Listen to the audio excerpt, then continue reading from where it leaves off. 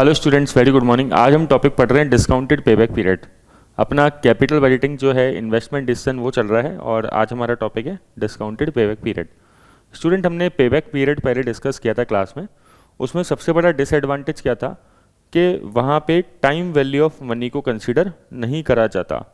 मतलब जो PV factor होता है, डिस्काउंट रेट होती है, उसको कंसिडर नहीं करते हैं।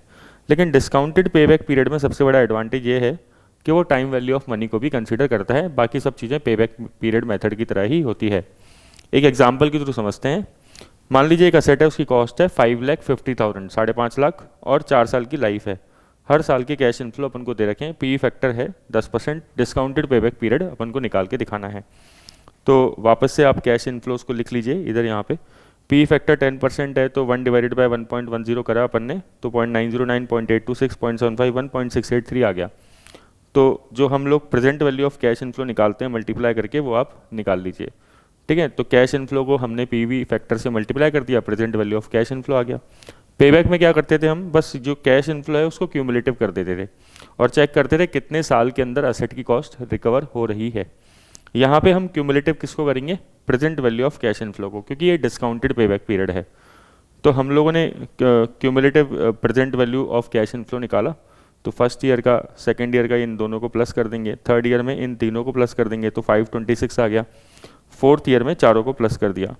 अब हमारी कॉस्ट ऑफ असेट कितनी है, कॉस्ट ऑफ असेट है 5.5 लाख, 5,50,000। तो बताइए ध्यान से देख के कि 5,50,000 कौन से ईयर में रिकवर हो रही है। क्या फर्स्ट ईयर में हो रही है? नहीं। सेकेंड ईयर में भी नहीं हो रही, थर्ड ईयर में नहीं हो रही है, और फोर्थ ईयर, मतलब आंसर देखो थर्ड से फोर्थ के बीच में है। 5,50,000 इन दोनों के बीच में रिकवर हो रहा है।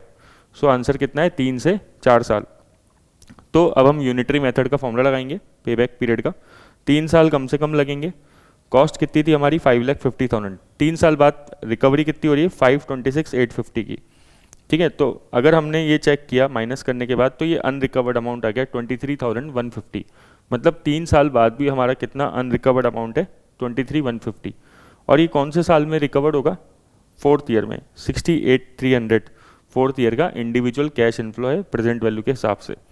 तो जब हम इसको सॉल्व करेंगे, 3 + 23,150 डिवाइडेड बाय 68,300, तो हमारा आंसर आ जाएगा 3.339 ईयर्स। तो ये आ गया हमारा डिस्काउंटेड पेबैक पीरियड।